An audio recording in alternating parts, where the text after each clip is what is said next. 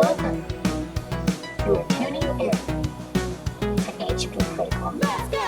HP Critical! For all your gaming news, join us.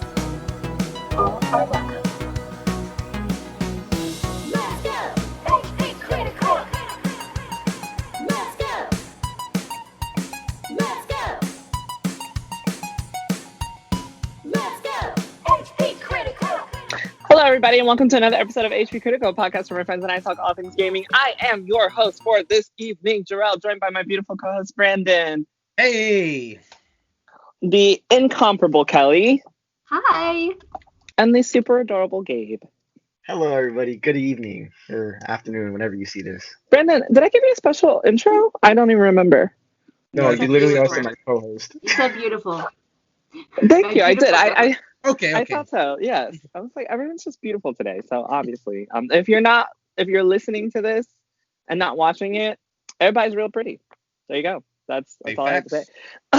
So big, wonderful news. Today is our fifth. What? Gabe is single. That is not the big wonderful news. The big wonderful news, though, is that today is our 50th episode recording of the HP Critical podcast. Yes. Which is super exciting. Woo!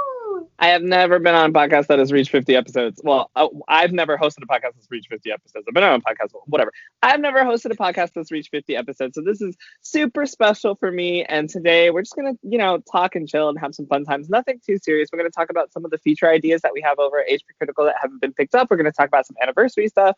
And then I'm just going to see how my wonderful co-hosts are. So obviously the first thing I want to do is ask you guys how you've been and what you've been playing. For me, it's been a pretty good week. Besides I am almost done with that campaign in Yu-Gi-Oh! That's been pretty much like the one thing I talk about like in every podcast. That's almost done, and then I could play other stuff. But other than that, I have been playing a bit of Final Fantasy X-2, which if you've ever played 10, 10-2 is so different. I'm so excited. I like it. I do like it. It's just I was taken aback by how different it was from 10. Like you expect like game sequels, like direct sequels to be like take a lot. No, it shares the same world and a few of the same characters, but it might as well be a brand new ass game. Like I'm actually shocked at how different it is, and I'm interested in how much different it goes on. I've also been playing a lot of Dragon Quest XI, and that is just like a nice comfortable RPG with just a touch of modernity to that. It's just like it has a lot of the classic aspects of like turn-based combat. You gain levels and whatever, fight enemies in the field, but there's just a little bit of touch of modern to it with the graphics and like some of the enemies. It's a comfy RPG. I think comfy is a good way to describe it. I'm enjoying it so far for what it's going. I still only have the demo. At some point, I think for sure I'm gonna get the full game because I'm really enjoying it. It's been those two games I guess three with Yu-Gi-Oh!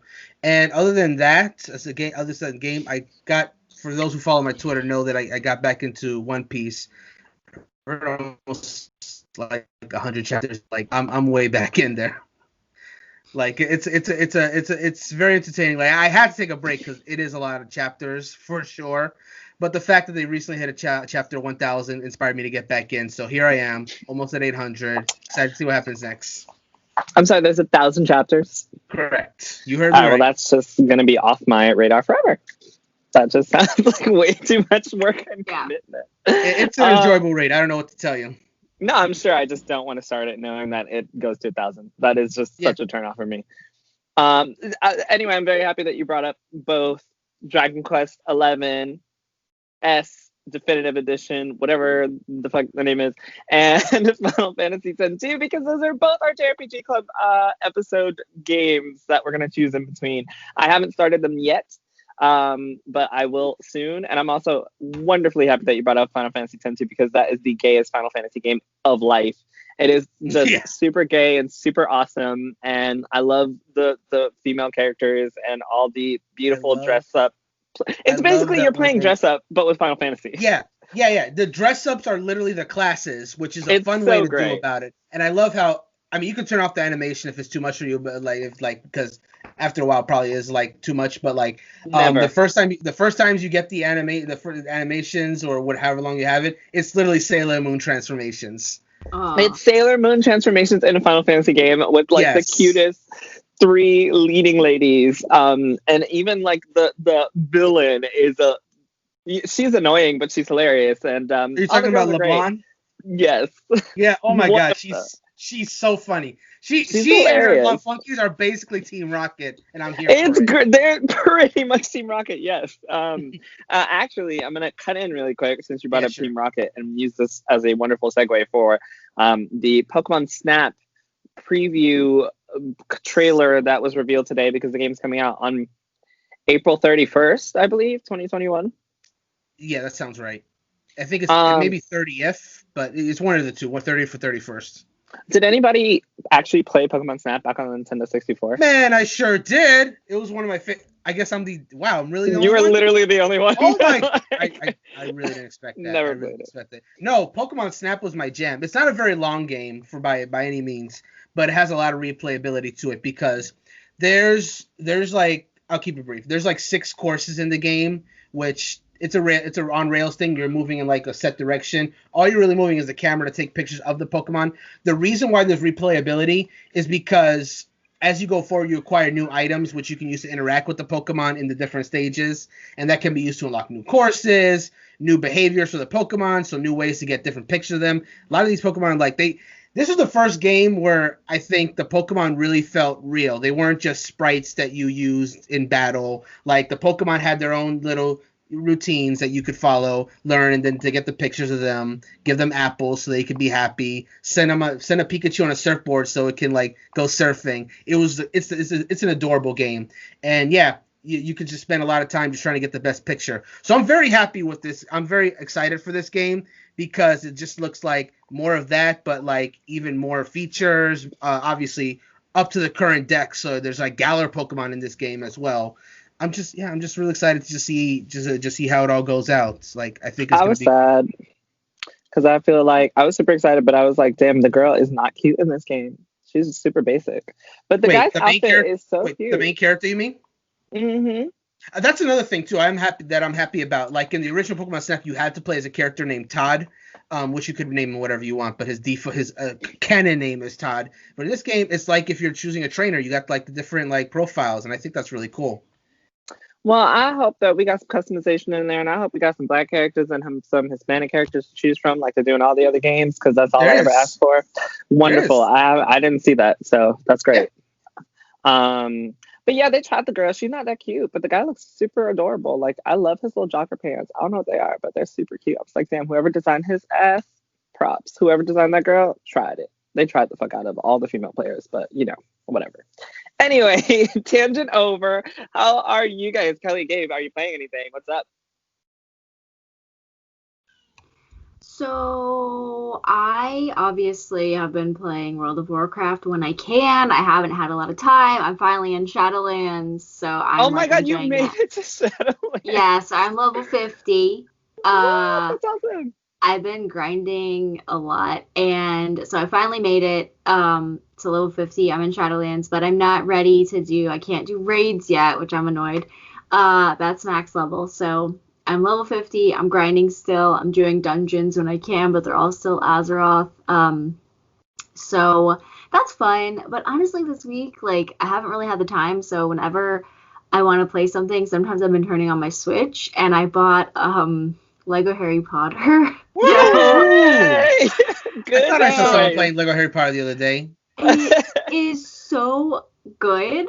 It's so good. I love Lego games, but the Harry Potter is like so good, and I'm so happy. And like, I think about it now, I'm like, should I play Lego Harry Potter or WoW? I'm like, I can't believe I'm torn, but it depends on how much time I have. If I can't get into a dungeon queue, I'll play some Harry Potter. But I have been playing that, and I bought Just Dance 2021 for my Switch as well. It'll be here tomorrow. Awesome.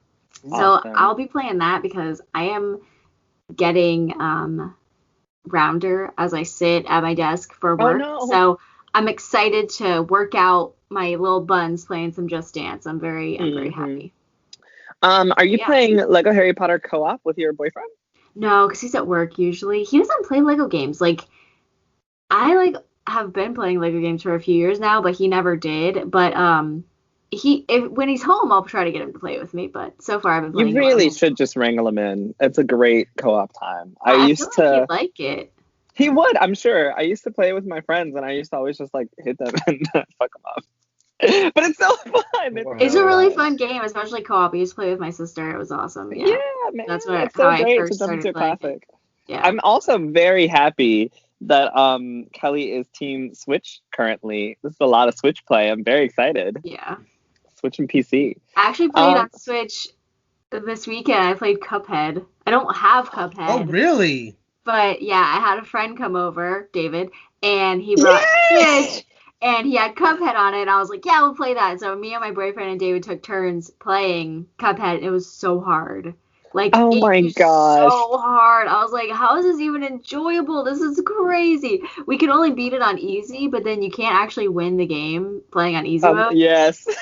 I was like, this is just pure torture. But like, it never ends. Like, you could play all day, and like, you just have infinity lives. You can just keep going. I mean, whatever.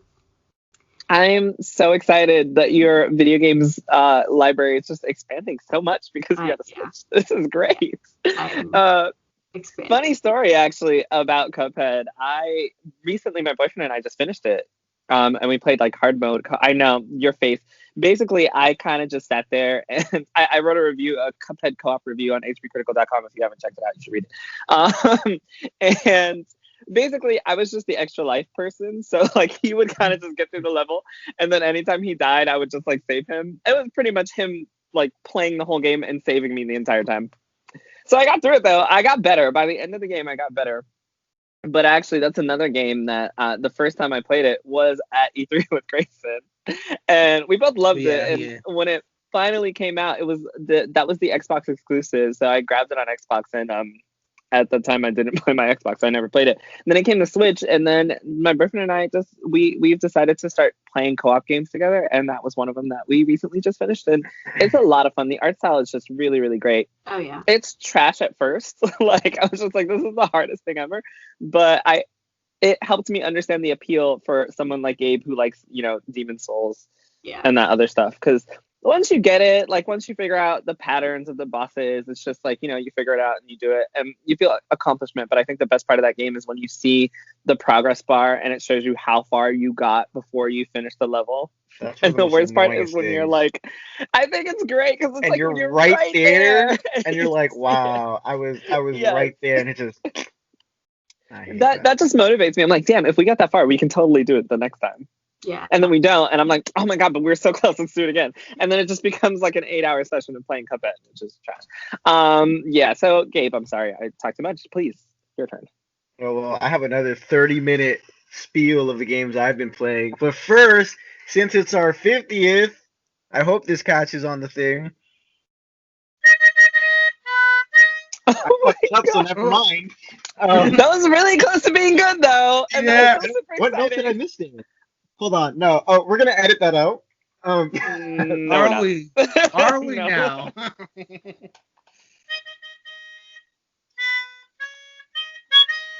There we go.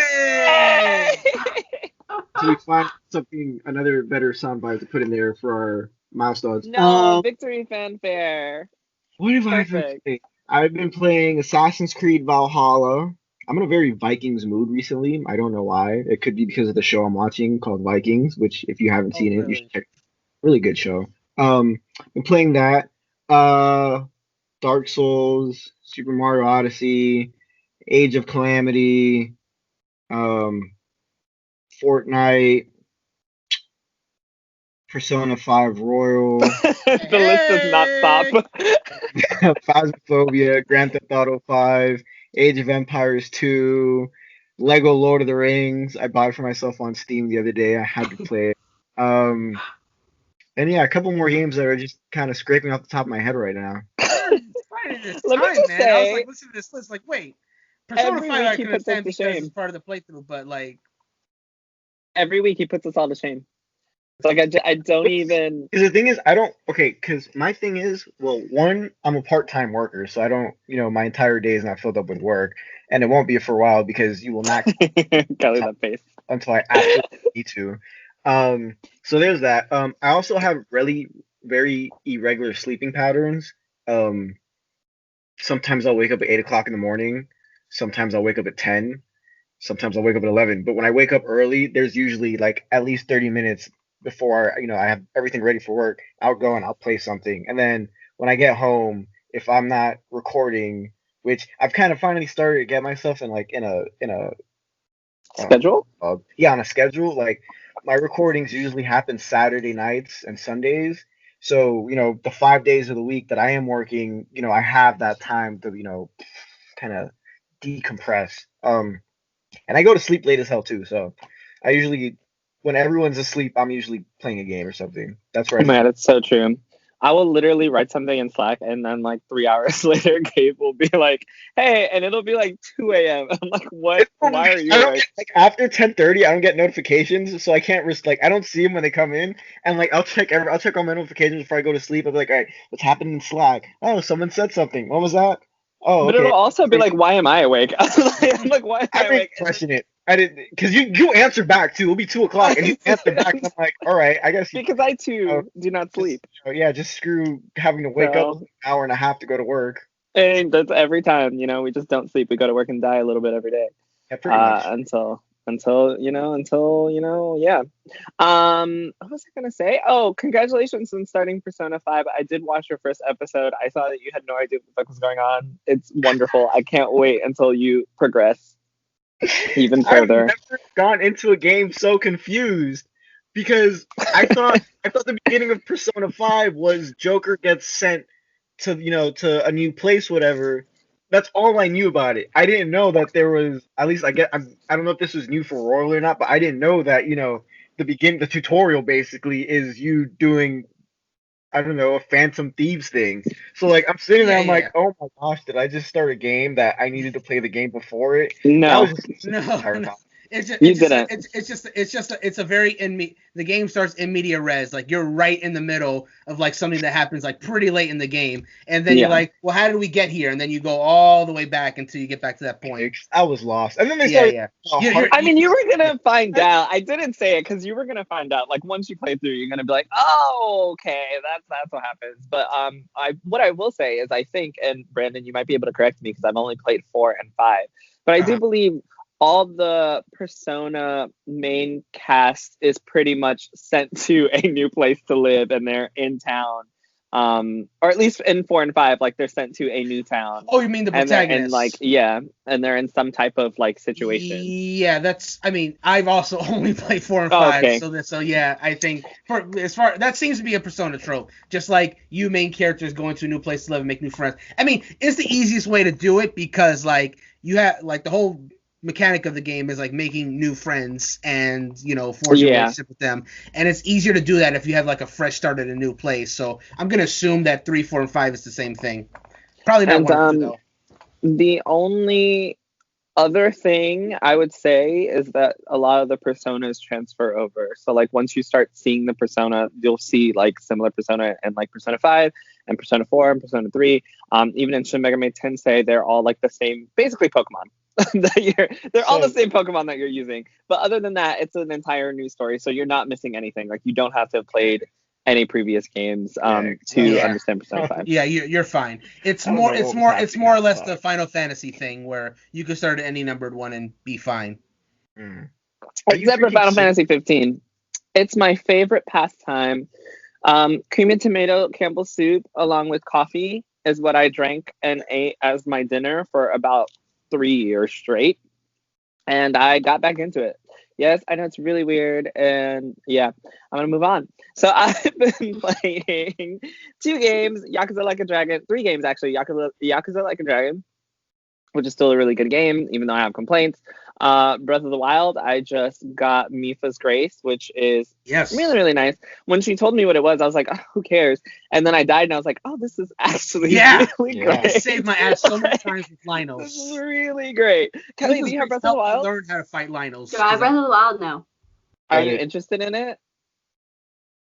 I mean, yes, but I don't know if I have the time. But I know you don't know. I was just curious if you would be interested. I kind of have wanted to check it out, but I don't have the time, and I have. No, I completely understand. I I bought a bunch of Steam games recently because they were on sale, and I just haven't even touched one of them because I've been playing WoW. So I understand. And I've been playing that. I have one more one more Divine Beast to get. I finally found that stupid ass Korok Forest, and whoever designed the game where you decide to get lost in the forest, I don't like you. I'm sure you're a really nice person. But apparently that's a Zelda trope, and I am not a fan. I was like, getting lost in the forest is definitely a Zelda trope. I was like, oh, maybe this is like Ghost of Tsushima. I just gotta follow the wind and I'll make it to the middle of the stupid ass forest. I mean, you had a similar idea though. Literally, the first time I was like, oh, look, there's fires. I'll follow the fires. And then I got to a point I was like, oh my god, there's no more fires. What the fuck do I do? Oh yeah. That's right. I was like, oh god, what do I do next? I'm gonna be completely honest. It wasn't until my YouTube playthrough of Breath of the Wild, which, mind you, that was about my 5th playthrough of the entire story, that I didn't realize that the torches, the embers, go the way you're supposed to go. I didn't know that until last year. I followed the torches and then I followed the wind, and I was like, oh, finally, this shit is over. This is the most annoying thing I've ever done in my life. So yeah, I finally got there, and I couldn't even pull the sword out because apparently I need more hearts or some bullshit. And I was like, this is trash. Told you that. Yes, I got like 10 hearts or some shit. No, like, how many do you need? 13. You need exactly 13. Why? Because so you don't die when you pull it. Why do you need 13? That's such a weird number. What's wrong with having 10? There's some weird developer thing behind that. All right, well, can I just die, use Mifa's Grace, and then have the 13? No, I tried that. Would that work? Extra hearts don't work. I tried that. Bro, that's okay. I tried it. Great. I could. I was like, all right, we could just get it early. Yeah, I could get more hearts. Didn't work. I died with Mifa's Grace. Didn't work. I'm like, well, this game hates me. Yeah, so I gotta, go back at some point, but it's okay because there's a shrine there, so I can teleport. Anyway, enough of that. I've also been playing the last game that I've been playing. So my boyfriend just finished Danganronpa because I forced him to play it, and now we're both on Danganronpa 2 because I didn't finish it. So I've been playing Danganronpa 2 on Switch. I'm on my Vita, not my Switch, on my Vita, and It should come to Switch though, for real talk. I mean, it might as well because oh my god, my Vita has a scratch. Oh. Okay, well now I'm sad. I've been playing Danganronpa 2 on my Vita. So those are the 3 games that I'm currently playing right now. I'm doing that whole thing where I'm not gonna start another game until I finish the one that I had. As you see, that already fucked up because I was playing 2 and I've added Danganronpa, and I'm also not finished Final Fantasy 8. So new year, same bullshit I've been doing. Anyway, so because it's our 50th anniversary and we got all of that out of the way and you guys are having a great time playing whatever games we're able to, I wanted to also talk about some anniversaries because this is the 50th episode of HPCritical. And the anniversaries that are coming up this year include Pokemon, which is 25 years, Dragon Quest, which is 25 years, Zelda, which is 35, Skyrim, which is 10, Metroid, which is 35, Devil May Cry, which is 20, Sonic the Hedgehog, which is 30. Crazy. The Wii is 15 years old now. Halo is 20 years. Street Fighter 2 is 30 years. Donkey Kong is 40. Oh my god. Crash Bandicoot is 25 years. I'm going to go ahead and say all these games are older than me. Kid Icarus is 35 years. Overwatch is 5 years old. Wow. It's crazy. I was just playing that like last year. Golden Sun's 20 years. Batman's Arkham, right? It's 10 years. Kingdom Hearts is 15. Yeah, that's Arkham City, 10 years. Yeah. Why is that getting one? I don't know. Like, Arkham City is a good-ass game, but probably the best one in the series. I guess so. Kingdom Hearts 2 is 15 years old, which is crazy since we just got Kingdom Hearts 3, 2 years ago? Yeah, 2 years. Damn. Resident Evil is 25 years. The Nintendo 3DS is 10 years old today. We all had one, I think. You guys. I still have mine. I still have mine. Yeah. 20 years ago, we had the Nintendo GameCube. Heard about that 2 years ago. Super Mario Bros. Is 15. Pokemon Diamond and Pearl are also 15 years old. God dang. Super Smash Bros. Melee, the best Smash. Diamond and Pearl is 15? Wait, 2006. Holy shit, yeah, it is. Oh, God, wow. The best Smash, Super Smash Bros. Melee, is 20 years old. Nintendo 64 is 25 years old. Tomb Raider is 25. RuneScape is 20. And speaking of RuneScape, we have an article on RuneScape. on HPCritical.com, written by Dylan. Check it out. And Pokemon Go is crazily 5 years old. Yeah, that's crazy. It's wild. 5 years ago, we were all just riding around, walking and catching Pokemon and fighting each other in real life. Stand 6 feet apart. That's true. And finally, Persona is 25 years old. So with these anniversaries, and I won't forget actually that the 35th anniversary of Super Mario Bros. Is this year. No, it passed already. It was last year. Last year, whatever. They're still it's being celebrated. Yeah. With products and in-game events. Thanks to Nintendo.com and Kellie. I only posted that because they have that new Switch coming out this year. Yes, and it's the Spider-Man so pretty, except for it's not. I love it. I think it looks really good. I think it looks so good, except for the controllers in the dock. I think it looks the red and blue I don't like, but the actual Switch and the case, I think it looks so good. I love that the back plate is finally colored. I think this is the first official Switch that has a back plate with coloring on it. Yeah. Because the rest of them are all just black with like designs. So I think that's super cool, and I low-key want it, but I will not buy another Switch because that will be like 5 Switches that I purchased for absolutely no reason. Yeah, I have the Animal Crossing New Horizons one. I'm good. I have the first Switch. I gifted the first Switch to someone. I gifted the updated Switch to my boyfriend. I bought the Pokemon Let's Go Switch for the Joy-Cons, and I bought the Animal Crossing Switch also for the Joy-Cons because in America they don't sell them separately like they do in Japan. Yeah, I don't know why. I think there's like 4 Switches in my house right now. Useless. This is also never mind. Well, anyway, this is a Switch I bought in 2017, still running perfectly fine because I'm not a hoarder. Well, my Switch, I'm my kidding. 2017 Switch had issues, so I'm not gonna lie. I've been wanting to buy a new Switch just because there's one small scratch in the middle of my screen, and like I'm like, you need to go away, and it just that's infuriating. You get, but again, to it, I but usually play. I usually play like with it connected to my monitor or my TV, so I don't really see it anymore. My problem was my Switch became my portable game, like my handheld. It like became the handheld game that I take out. And so when I found out that they had the anti-glare and the longer battery life and a better screen, I was like, this is literally what I kind of need at this point. So that one was kind of just like and it was the Animal Crossing one. I actually didn't buy the updated one. I bought the Animal Crossing one, which happened to be the updated one. Don't rob me. Oh my god, I'm just not saying all this shit Anyway, so as far as the anniversaries that are going on, are there any that surprise you? Are there any that you're super excited for? Any of these games or consoles that you loved when they came out? Well, yeah. So as far as like these anniversaries, yeah, some of them are definitely a surprise. Like you don't realize where the time goes until you like look at those.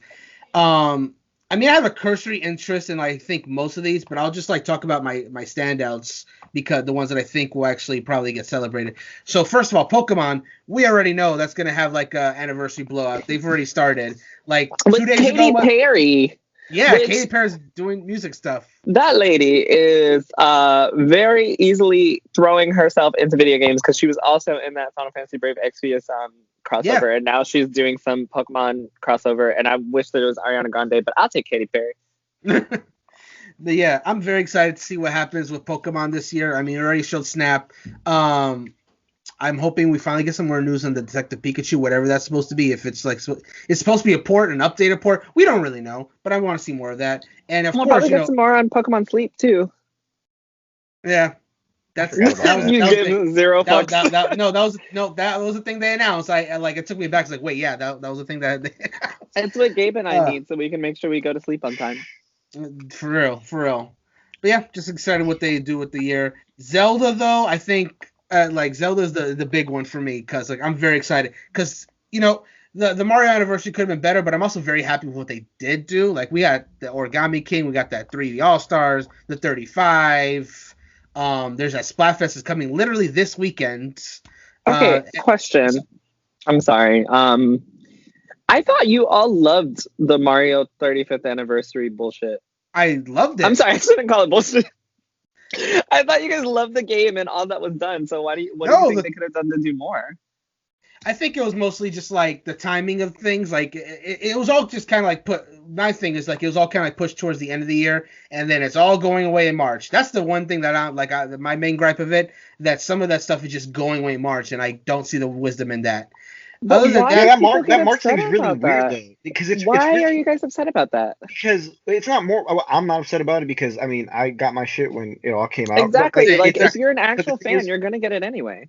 Exactly. Yeah, but the thing is like, it's one thing to say it's going away, and then tell us why it's going away. But Nintendo literally just said it's going away March 31st. That's it. You might not be able to get that game ever again. If you want it, you would have gotten it. It goes against game preservation. It's not for us personally, because of course, like you said, if you really want it, you're gonna get it. All of us have it, right? Yeah. But as far as game preservation, it's a very bad practice, because I think it's not even going to be an issue. You're saying it as if they're not gonna bring it out on another anniversary. They might not, but either way, you're gonna have access to it, even if you're gonna have to emulate it from some form. I mean, they could be pulling a Disney thing where the shit goes into the vault for, But hold on though. You just said something about emulating. If you as a company, like, this isn't directed towards you, but Nintendo, especially recently, has been like grabbing everyone by the balls about emulation of their games. If you as a company don't like that, then don't give cause for people to emulate it. But this is what makes it special. This is what makes it special. It's a 35th anniversary. If you give a fuck about Mario and it's a 35th anniversary, buy it! Yes! The special is the fact that it's like a collection. I don't think taking away the game after the end of March robs it of a special. Like, it's a big deal that it's even released in this kind of collection. I think it's really cool that people have access to these games. It's like we got shoes like that. We've got movies like that. Like, this isn't a brand new thing. I mean, look at that game that's coming out now, Scott Pilgrim, whatever it's called. That was one that was taken down that we couldn't access anymore, and now it's coming back. That's that's different. There's a difference. That was done. That got taken down because of licensing issues. That's not. And now they've been fixed, and now it's coming back. And what I'm saying is there's always an opportunity to bring these things back. Nintendo's not just gonna... Sure. I mean, they might just be like, fuck y'all, Mario is the shit. This is 35th anniversary shit. You have to get it now. Like, I wanted the Mario Pumas. I didn't get them. And you know what? I don't get them more because I have too much shit anyway. But there was so much stuff. I just don't see why people are so mad about the fact that this game is getting taken away. Like, calm down. If you want it, get it while it's available. A 6-month availability is not move enough. On. It's half a year. No, you have enough. No, hey, some people don't have jobs. Some people haven't had jobs. It was kind of a funky year, yeah. It was kind of a funky year where if everything was normal, a 6-month release might be like, okay, but like right now, like people are struggling. Maybe they don't want to spend the $50 on 60. it. Well, I got it for 50, so. Let me tell you something. I understand that it's been a really hard year, but these same people are the same ones who found a way to buy multiple, PS5s and Xboxes and whatever shoes came out. Now, I completely understand that not it's all like the same people. Nintendo people. If you are a gamer and you don't want to miss out on the Super Mario 35th anniversary bullshit, I promise you will find a way.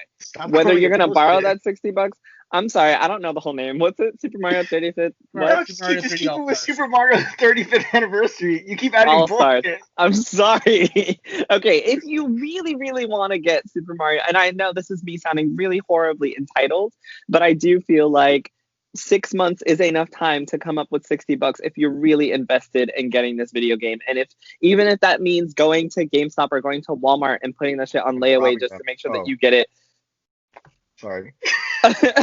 Going and putting it on layaway just to make sure that you get it, or requesting it as a Christmas present, or a New Year's present, or having someone buy it for you for your birthday, even though your birthday is a few months away. If you really want this, I'm 100% sure that you're going to get it within the span of 6 months. Stop eating your avocado toast and get the game. Get the game. Just don't buy Starbucks and just pull it up. Don't buy Starbucks for a week and you can afford it, And I know that, once again, I know that I sound really, really entitled, but I do think that, if I didn't have the money, but I really wanted this, I would probably, go out of my way to try to find a way to get it, whether I had to, borrow it from a friend or something. Like, I think 6 months, I just think that it's been like crazy that people are so upset that it's going away, as if this doesn't happen. Like, this is a thing. It doesn't happen very often with games, and frankly, it shouldn't.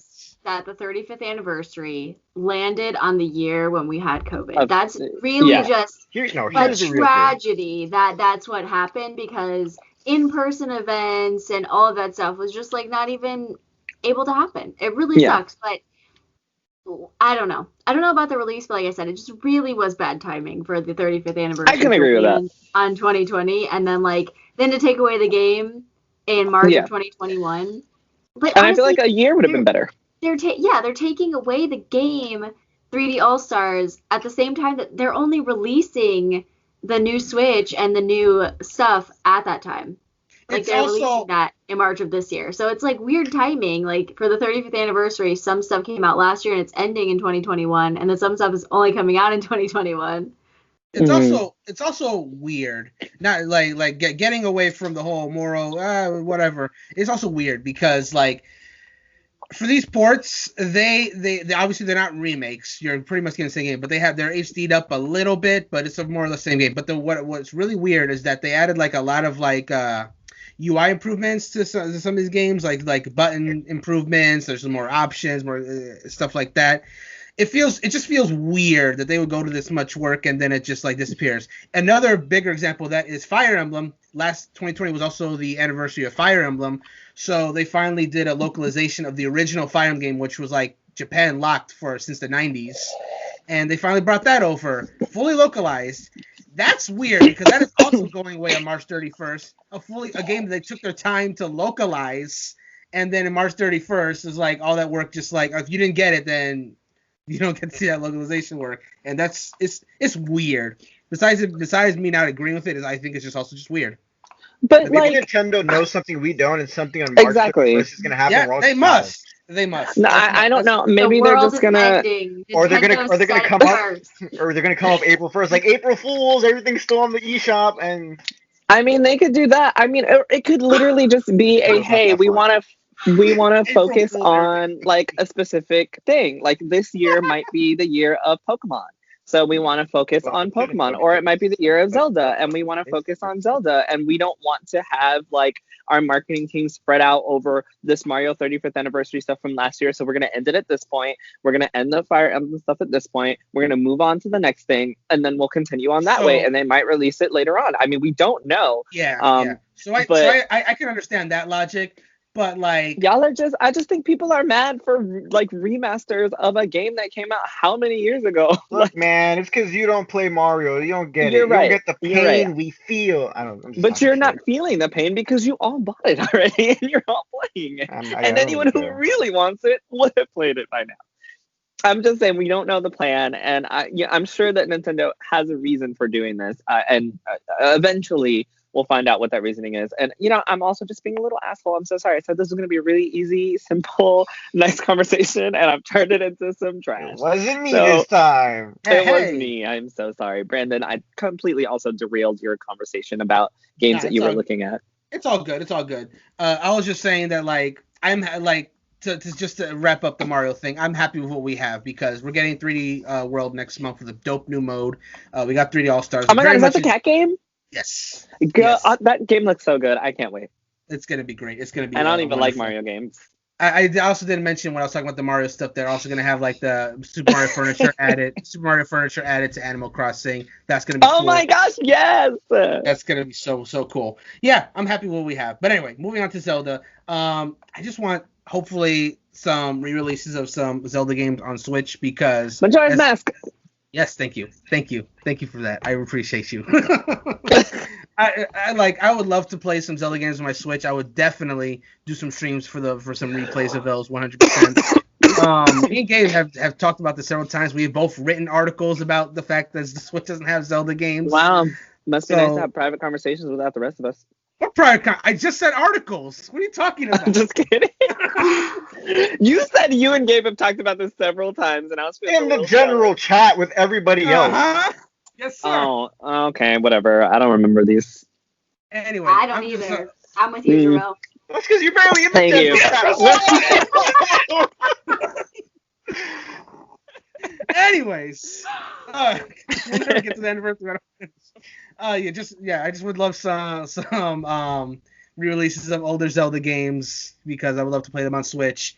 I don't know if Breath of the Wild 2 would come out this year, but I think we'll at least get a trailer this year. That's my prediction as far as that game.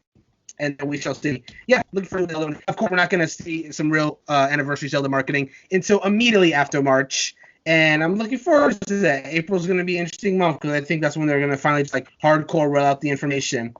Other than that, Sonic's 30 years. I know they have something in the works because they were going to announce it last year in the South by Southwest panel. That didn't happen because of COVID, but they have something because they were planning a big announcement at that panel and it just didn't happen. So interesting to see what that ends up being. They're not going to do anything for Metroid. The most we might get is a Metroid Prime 4 trailer, but like, and that'd be cool because I love Metroid Prime, but oh my god, they're not going to even talk about this game other than Prime 4 if there's any news for it. And yeah, I think that's pretty much the main things we're going to see. Maybe some Dragon Quest stuff. Who knows? It's crazy. It's cool. It's crazy that the 3DS is 10 years old. That's it. I'm done talking about anniversary stuff. You know what actually is the craziest thing about all the anniversary stuff you mentioned? Almost all of it was from Nintendo. We can tell you're a Nintendo fan. Oh no, dude, I could go on, but I figured I just captured out the ones I think they're going to do stuff this year. I'll go next. Obviously, I'm super excited for whatever. Like 7, 10 minutes. It's almost 8 o'clock. Do you want to go first? No, because I might go on for an hour.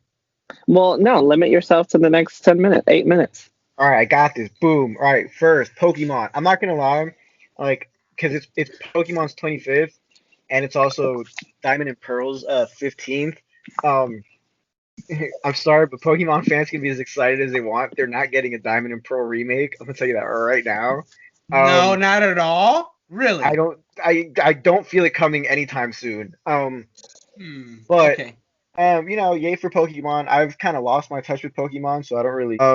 Skyrim being 10 years old, I'm waiting for my next. Still new games coming out in the Skyrim series. Scrolls 5, Skyrim. Not Elder Scrolls series, Skyrim series. Yeah, the Skyrim series.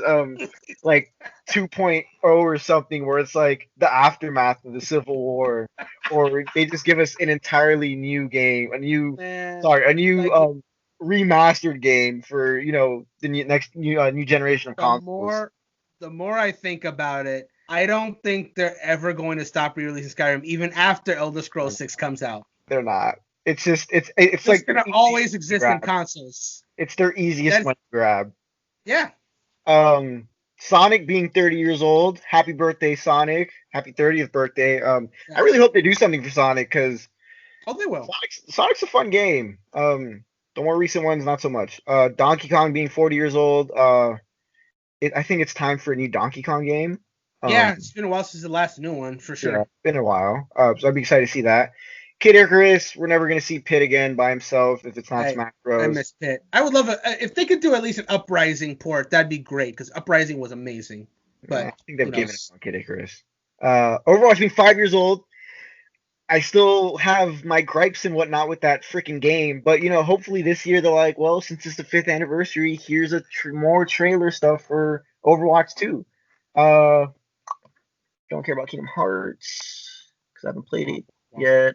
I didn't know it was the 25th for Tomb Raider, which actually one of the cool. PS Plus games is one of the newer Tomb Raider. Yeah. So I downloaded that without knowing, but now it's gonna be fun because it's 25th anniversary. I'm gonna play your game. RuneScape being 20 years old, everyone has memories of RuneScape, even if we don't play it anymore. Pokemon Go 5 years ago. RIP to the summer of 2016, where everything was just so happy and everyone was like, "Oh my gosh, do you play Pokemon Go?" And yeah, let's go. People like I would actually have friends that we would set up like biking and walking days where we would go out and catch Pokemon. Yep. I lived in the middle of nowhere, so I didn't really get anything. Let me see, Metroid, like Brandon said, I don't think anything's coming from Metroid. Dragon Quest 25th. They'll probably do something for Dragon Quest, I think. I highly doubt it because they just finished with their 11 Elusive Age thing. Crash Bandicoot, we got the 4th Crash game, so I don't think they're going to do anything this year either. I would like to see remastered of the Batman Arkham series. Because like I said, Arkham City was one of the best ones, but like that entire game, entire series was pretty fucking fun. Resident Evil scared the shit out of me. Never played it. And that leaves Zelda It's coming out this 36. year. I am so excited. I'm one of those Zelda fans that I have the bar set way too high. Oh no, Gabe, don't do Yeah, this. I'm expecting, Ocarina of Time, Majora's Mask, Wind Waker, and Twilight Princess, and Skyward Sword. All 5, huh? And not one singular port like 3D All Stars, but like, maybe 2 separate ports. And yes, I will dish out $120 total for that. But I also want to see something I've seen like people talking about is bringing over like Oracle of Ages and Seasons, which is some of the Game Boy Color games, and using the same artwork they did for Link's Awakening. That'd be cool, for people like Jerel that like cute stuff. That probably also you're muted, so if you say anything, I won't hear you. You're still muted. You're still muted. Oh my god, can you hear me now? Okay. Link's Awakening is the one that I played. Yeah, it's the very cute one. The cute one. The cute one. Oh, Link looks like a. Why would I have? That was super cute. And that art style honestly would fit the Oracle of Ages game and the Okay. Yeah, that would fit. So that that'd be nice. But I don't know, because I'm a Zelda fan, I expect a lot. I do think there's gonna be a trailer and a release of Breath of the Wild 2 this year. Probably just gonna be a trailer. Much for Mario. Why do you expect a lot for Zelda? Because Mario's dead. No. Oh, Mario's dead. Cool. Yeah, Mario's dead. But no. You just complain. Okay. Are you done talking over him? Yep. Okay.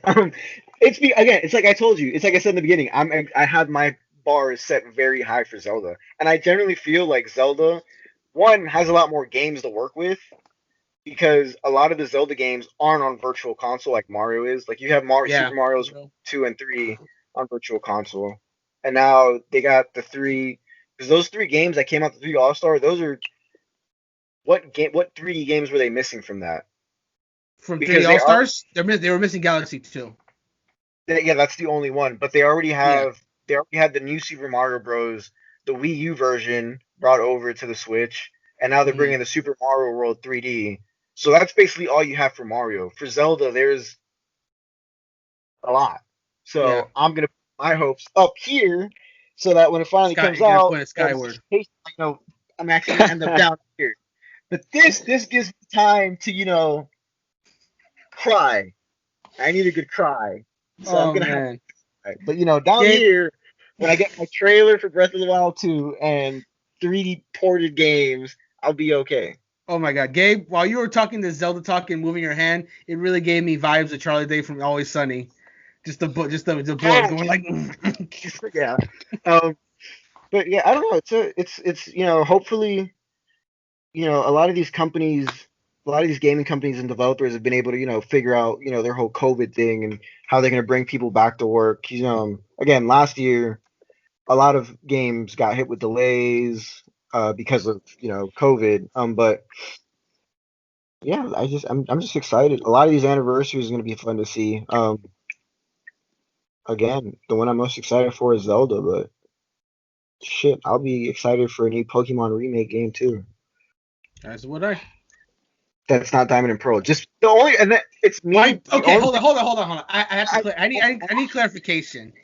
Do you is it that you don't think it's happening this year, or that you don't want it to happen? It's a little bit of both. I generally don't think it's gonna happen because I just don't think it's gonna happen because it just doesn't feel like it's ever gonna happen and not soon. But then the other part of it is like I kind of like it's funny to me to see people be like, yeah, we're finally getting a Diamond and Pearl thing, and then it's like, no, you're not, and it's like, haha. It's a really mean thing about me. The remakes happen when they happen. People will always beg for them and whatever, but like they'll happen when they happen. Like I'll be happy. Okay, real quick. Gen 4 Diamond and Pearl was the generation for me personally where I took like a break from Pokemon, which is shocking to people who know me because I love Pokemon. But during Gen 4, I don't know what it was. I was just Same for me. I was just tired of Pokemon at the time.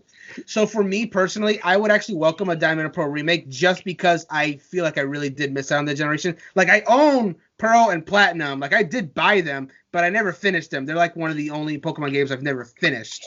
So I would love another chance to like go through Sinnoh and like experience. People love Gen 4, and I just don't know why that is. And it's not because I disagree with them. It's just I don't know. Like I don't have the knowledge. So I'd like to see for myself what what the hype is. And I don't even know if remakes would necessarily even give me that because maybe it was just the time of when it came out or whatever. But I'd still like to experience it. It'd be nice. The last thing I'm going to say before I go walk my pepperoni is if they did do a remake for Pokemon, I'd love to see a Gen 2 remake because they could, because the Let's Go did crazy numbers and even though Let's Go was kind of it was fun. Bad. It wasn't deep or anything, but it was fun. Oh, I'm stuck. I can't get out of my own desk. Wow. Right back. Let's Go was actually my first time playing through that storyline. How'd you like it? I had never finished it. Same. So there goes that. I think that should answer your question. Kellie, do you want to go? Sure. So I'm having trouble feeling very old right now because some of this stuff is like really I mean Halo being 20, like I can't even fathom a world where that's happening right now. But so some memories I have, definitely Nintendo 64. Obviously, I was very excited to get Super Mario 64 and 3D All-Stars, which now that I'm playing it, it's really hard, and I didn't remember it.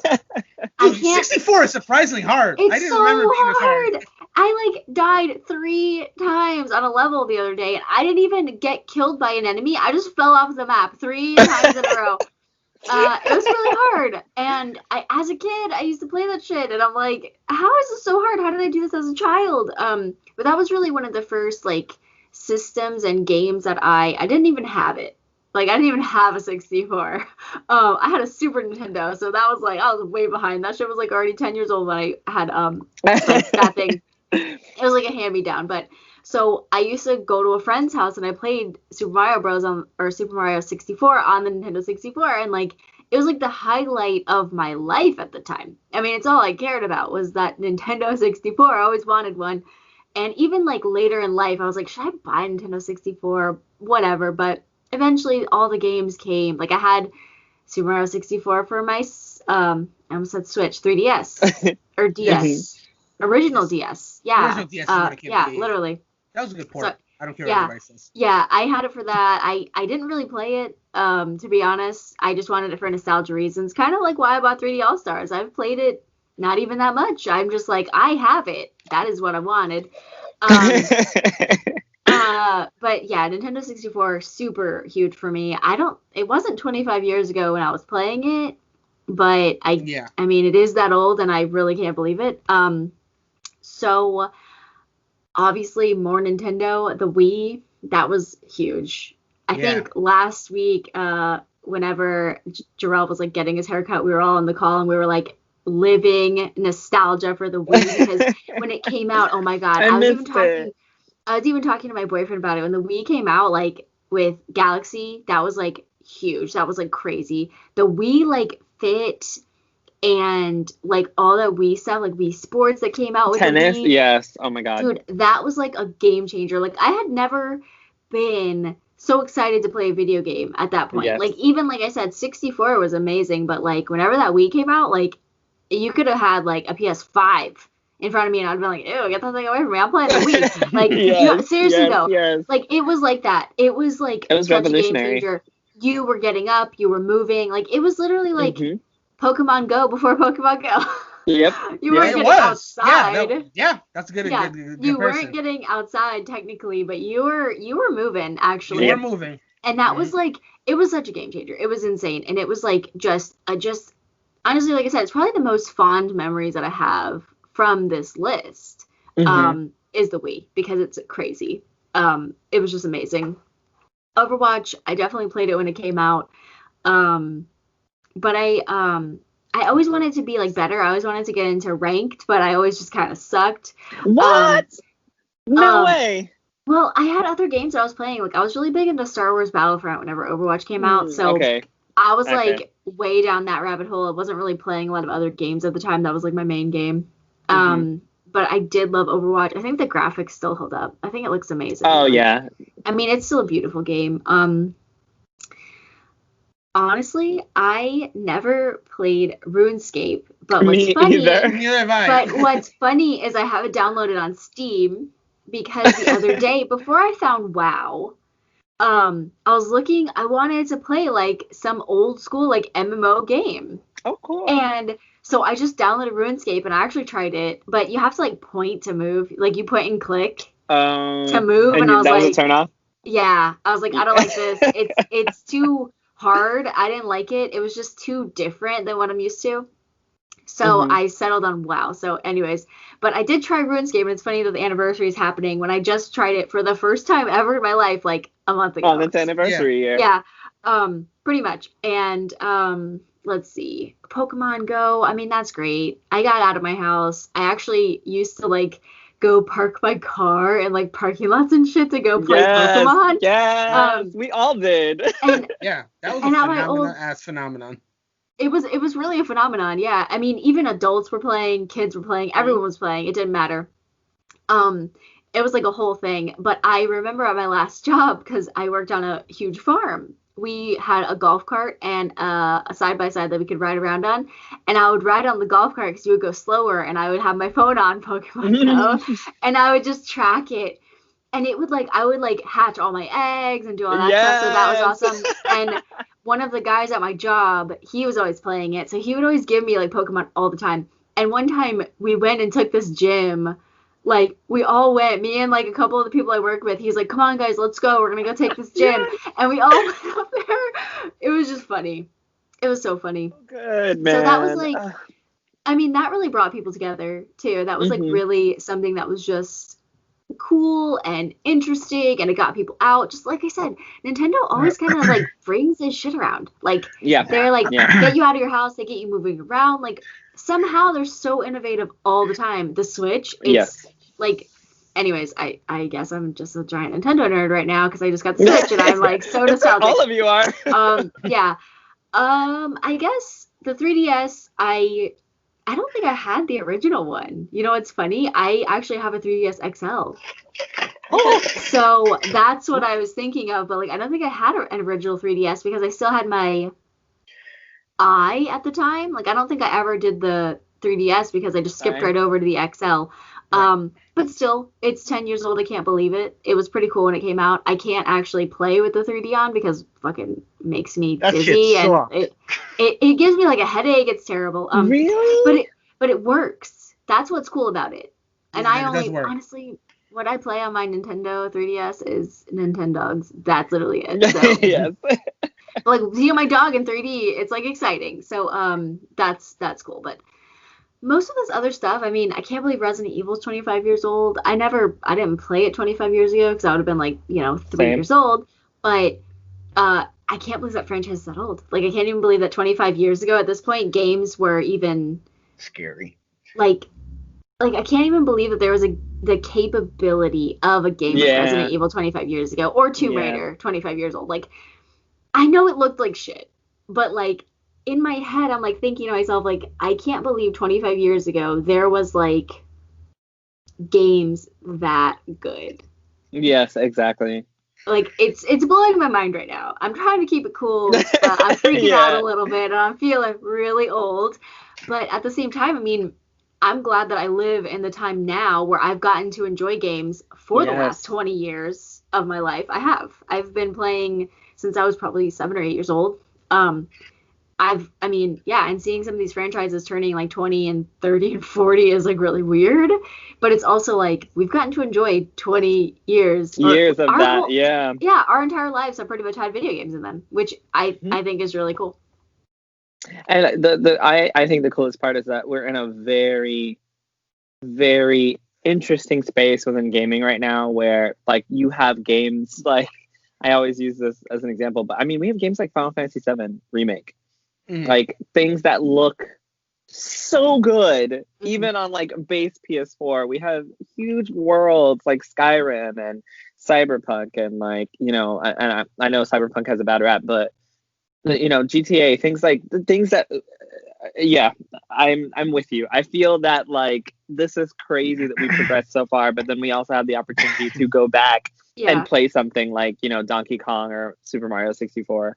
It's honestly kind of cool too, just because we like now, I mean, streaming's been around for a few years now, but like we can just watch games if you don't have time to play. Like that's a thing that we can do now. Like I can watch Brandon beat Super Mario 64 because I'm never going to be able to do it because it's way exactly. So I can actually see.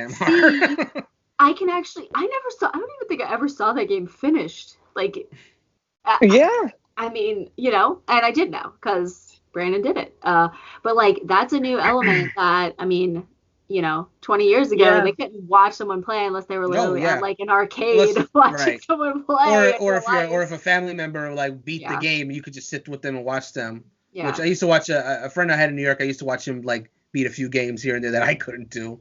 No. And he would watch me beat games that he couldn't finish. You know, it was nice. Yeah. Yeah, I mean, we have lost a little bit of that communal gameplay, and Pokemon Go brought it back. But the best part, I think, is that now we have, as consumers, so much more decision in the things that we buy and purchase. You know, like I can actually watch someone play through a game to decide whether I want to, you know, drop $60 on that, which is a huge deal because before, you know, exactly, like before, all we had was a magazine and a commercial. Right. And then it's like, good luck, because either it's going to be great or it's going to be trash. That's all you got, you know, to decide from. And even though we've lost that like sit down communal nonsense, like that sit down communal feeling, we still have that through, you know, Twitch or YouTube or whatever place that you're gaming on, and you have your gaming communities that are able to join you from, you know, not just your couch, but around the world. Like I can now, Kelly and I are obviously not in the same area, but I can watch her play scary shit that I know for sure I'm never going to play. Brandon is finishing the DLC podcast, DLC for Pokemon that I haven't even touched yet. I'm getting to also, I think is really cool, getting to also experience other people playing things that I love, like as if I were there, right? So now I got to watch Kelly and Gabe both play some, you know, Final Fantasy VII Remake, which is a game that I hold dear to my heart. I get to see other people, whether they like it or not, you know, I get to see them enjoy things that I think, you know, are really cool, and vice versa. Like I got gifted Phasmophobia, so one of these days I'm gonna have to shit my pants playing Phasmophobia. So like that's why I think we live in like a really cool gaming moment. Some really defining stuff, like you said, the Wii. My grandma knew what a Wii was, right? Like she doesn't know anything about video games. She knew what a Wii was. My mom was like, hey, let's play Wii tennis. And I'm like, Mom, what? You want to play a game? Like, what is happening? This is like mind blowing. That was the only game she's played. Like she played a little bit of Pokemon and it didn't work out. But for me, looking at this list, Pokemon is a big one for me because I used to watch the show a long time ago, and I never had the games, so I didn't get the first game I got was actually Crystal, because I didn't have the games before. So like everybody played Red and Blue and Yellow, and I was just like, I wish I had Pokemon. And then I finally got it. And then, you know, a few years later, my friends and I, we had this tradition where for Christmas we would buy each other the latest Pokemon games, and like we would all trade Pokemon and stuff. And it actually progressed to we would buy the latest DS system to play the Pokemon on. So I always got a new DS system for Christmas with a Pokemon game. And then, you know, Pokemon Go came out, and just like you guys said, we literally would drive around and like stop at places, capture gyms, and like drive to the next spot and then capture gyms, because we had game nights and we would literally hop in the car after our game night and like we know exactly where these gyms are. I remember one time the game night was over, we all got in the car and we were driving around, and we saw this car that kept like circling the same area as us. And so they pulled up next to us and they were like, "Are you guys destroying our gyms?" I was like, "You assholes are taking our gyms." And we were like yelling at them through the car window, like, "Leave the gyms alone, they belong to us." And it's like the funniest shit I've ever experienced. And we were all like adults, like 25-year-old adults, like yelling at each other about a Pokemon. Get out of the car and come fist. We were on red team because it was a black lady, obviously. But I was like, "Oh my god, black woman, click, we're all red team." Like, that's all it took for me. Just tell me you weren't on yellow. No, I was on Team Mystic. Blue. Yeah, okay, that's Mystic fine. As well. That's fine. And so then the discourse split. around, like, I love it. yes, the discourse Blue around, versus like, red, no yellows here. Yellow, yes.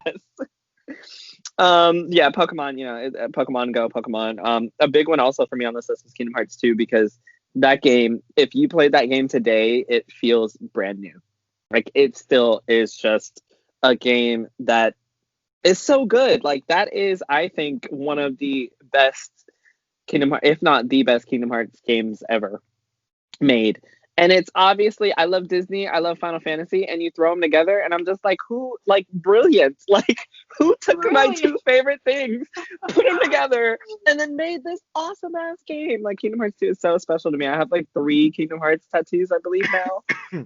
Maybe 4. I don't even know. Whatever, who cares?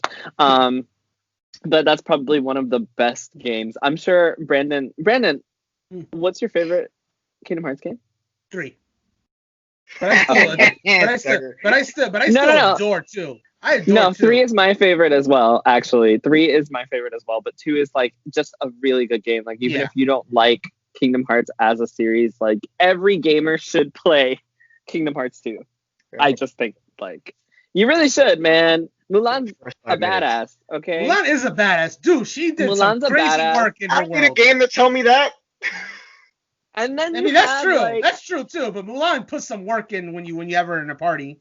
And I think the coolest part now is going back, or actually, like, after playing Final Fantasy VII Remake and then going back to Kingdom Hearts 2 and like playing with Cloud, like Kingdom Hearts Cloud in your party, or we just finished Final Fantasy X, so like Auron from Final Fantasy X with Hades, I love Auron. And he's so awesome as a party member. It's crazy. And then you have him with you that game in the underworld going against like Hades with Hercules and shit. Like, that's mind blowing shit there. Yeah, mind blowing, exactly the word I would have chosen, because it's so unexpected. You're in Hercules' world. You're expecting, is this where Hercules is going to join your party? No, here's Auron from Final Fantasy. You get Auron from Final Fantasy. I'm like, what? It's like, what? Exactly. Why? I'm not complaining, but why? And then you've got Aerith and Tifa and Squall, and all the main notable Final Fantasy figures sitting in Hollow Bastion, and then you got Belle and Beast and like all your favorite Disney movies. Like, it was just such a great amalgamation of both of those worlds, like, put together, and like really great decisions made. I've got great, Melee memories. And I've only played Persona 4 and 5, but you could do an entire podcast about Melee memories, honestly. Like, my personal favorite right now is Ultimate, but like, I have a lot of fond memories of Melee. And Overwatch for me is also going to be one that I will always remember as a very fond title, because it got a lot of my friends who actually didn't play games. We all like 6-man Overwatch, and we all were really bad, but it was also really fun to just have like, it was like an all-girl team except for me, I think.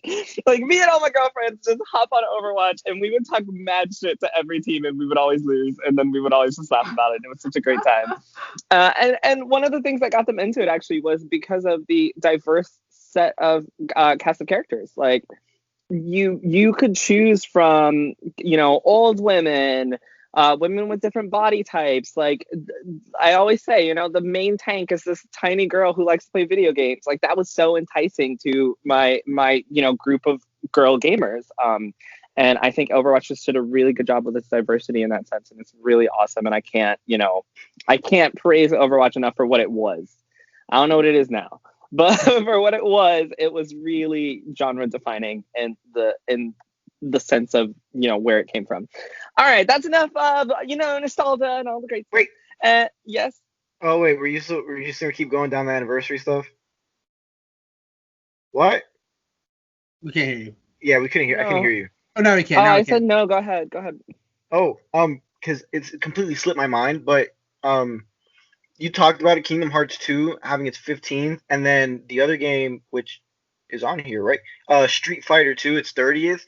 Yeah. I saw on an article somewhere that some of the next slated the next DLC characters for Smash, there's a high possibility that one of them Chun-Li. might be Chun-Li. I saw that. Which would be pretty, exciting, have 3 Street Fighter characters in there. But then the other one was apparently Sora was one of the candidates for this last DLC that came by, but one of the reasons he didn't make it was because they felt like having a Kingdom Hearts representative wouldn't be fair if there wasn't a Disney character. So who knows? One of the next DLC characters might be a Disney Kingdom Hearts 2 character. Because it is anniversaries, and this is a good. It doesn't, but again, anniversaries are always a thing that in video games they're either celebrated very largely, like Mario was, or they're celebrated in small things with, what the hell is it called? It's not coming to my head right now because I'm an idiot. Costumes or skins. Oh my god! Don't call yourself an idiot. That's not nice. No, I'm stupid. No, you're not. Don't say that. Anyway, but yeah, so we might, those might be something. I'm telling you right now, book it in case I'm right. But then if I'm not right, you never heard me say this, so that'd be something interesting to look forward to. One other thing that I forgot is that Resident Evil 8 is going. Well, Resident Evil is going to have an upcoming showcase where they're going to talk about Resident Evil 8, which is really great because they're going to also talk about Resident Evil as a series, and it's going to be on the anniversary year. So that's going to be really, really interesting. That is coming up on January 21st at 2 p.m. Pacific time. So we're going to get new gameplay, a brand new trailer, first ever gameplay of Resident Evil Village, which, like, naming conventions, everyone needs to talk to the people at Resident Evil because Resident Evil Village also being RE8 is just great. Like, I love that. That's just wonderful. Make names like that, people. Yeah. Pun me up. That's great. What the fuck is Xbox Series X? What is that? What is XS? What is Xbox One X S series? Whatever the fuck. Don't do stuff like Microsoft. Do stuff like Capcom. Yeah, man. What the hell is a PlayStation 5? What's that? That's so easy. It's sequential order. Oh, are you because they were the first? Because Sony surprised enough for the first one to think of to make their consoles sequential, so they can just keep doing it now. I actually think it's very lazy. I don't like that. I don't. No, the first one was just PlayStation. It wasn't even like PlayStation. Well, I don't. What do you want to do? Wii U, switch it up. Like, I mean, oh my god, switch it up. Hello, that's the new pro name, Nintendo. Switch it up. It's gonna come out, Jerel's gonna be like, "Where's my money? Where's Facts? Hello? You heard it here on the podcast first." And then they're gonna sue us. Yeah. They're gonna be like, cease and desist that podcast. With time and date of when I said this. No. Oh boy. Either way, that's how you know that we've made it. I guess our anniversary podcast episode is locked to 6 months as well. Because we're gonna get C indeed. Oh man. Anything else about this before I move on? No, it's cool. You're talking about Link's Awakening earlier. The reason why I was like walking to the back was because I was looking for my Link's Awakening amiibo. We long stopped talking about it, but here it is. Oh, see, that's cute. I would never play that game again though. There's like some chess thing, and okay, well, let me pull out my cool stuff. Well, this is Legend of Zelda. This is related. This is the Master Sword. And yes, I have my 13 hearts to pull it. Do you? No. You have 13 You bitch. We're talking Overwatch. Oh, wow. Sylvanas. Oh, not Sylvanas. Sylvanas Windrunner. Awesomeness. Some Widowmaker awesomeness for you. I also have a... Here's some Winston. I have a tiny Winston. This is... Oh, let's do this. This is gonna suck for everyone who listens to this. Apologies to audio listeners. I also got the Dragon Ball Fighter statue as well.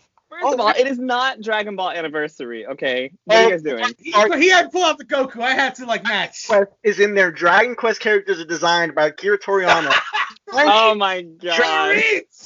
Hold on. And when the memes came in for the DLC character of Hero, Edricson, which is Dragon Quest Hero number 3, looks exactly like Super Saiyan Goku. I'm not showing. correctly. Well, not Super Saiyan Goku, but no, you're right. Like Super Saiyan, just not blonde. And the new Dragon Quest hero. 76. Well, hold on. Let me see that one. Put that back. Put that back. It's a Soldier 76. Oh, that's cool. Hold on. Is that a skin in the game?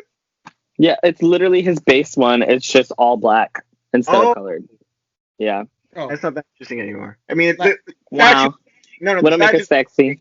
Look at that booty. Look at that booty. Oh my god. Oh my god. Look at that bust. Oh my god. Well, last one for me, because this is the 30th anniversary Link Amiibo. Wow. Hell yeah. Pixelated big boy. Pixelated Speaking big boy. of Sylvanas Windrunner, Oh here's my this God. $400 fucking statue of Sylvanas. That looks heavy. It is heavy as fuck.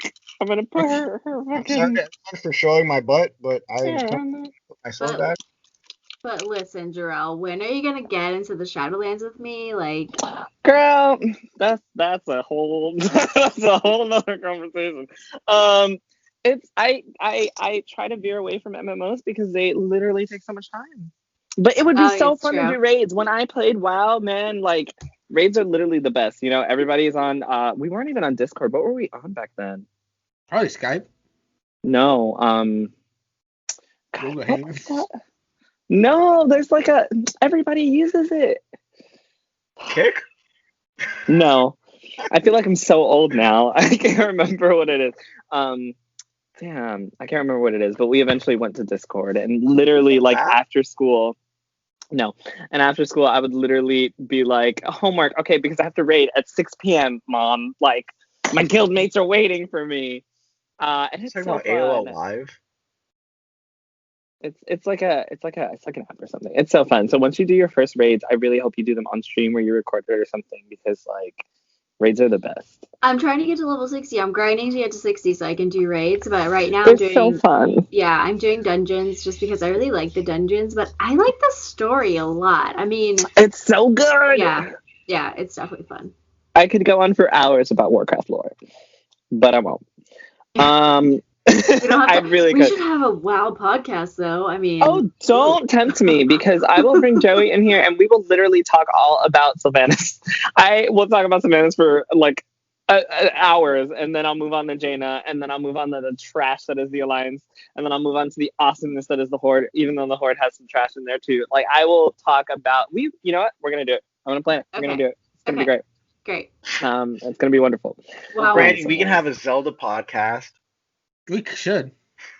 Man, fuck you guys. Okay, no. Real talk. When anniversary Zelda you see how they try to steal our stuff? No. Hold on. I'm trying to steal your stuff. I just want to be included. You can come. You can. Well, then start playing I don't know WoW. shit about what. No, Exactly. I'm not gonna buy. I'm not. No, I have. MMORPG. I already don't have a life as it is. If I go into WoW, no one's ever gonna hear from me again. I'm in Monday. No, my Mondays are for editing. I can't do that. MMORPG on Monday. When Zelda anniversary stuff does happen, I mean, that would probably be a good time to do a Zelda podcast. But anyway, I'm sorry, but this podcast, I'm not going to shove about Zelda. As soon as the first mention of anniversary shows up, I'm going to bring it up every chance I get. Yeah. All right, so moving on. So video games have replaced music as the most important aspect of youth culture, according to an article from The Guardian. The global video game industry took in an estimated $180 billion in 2020, more than sports and movies worldwide. Obviously, it's going to be a little different with sports and movies because of COVID, but still, I think this is not news. Pretty much, I think we all knew that video games are headed that way. Are there any feelings about this when I say this? Like being gamers, how do you feel about hearing that?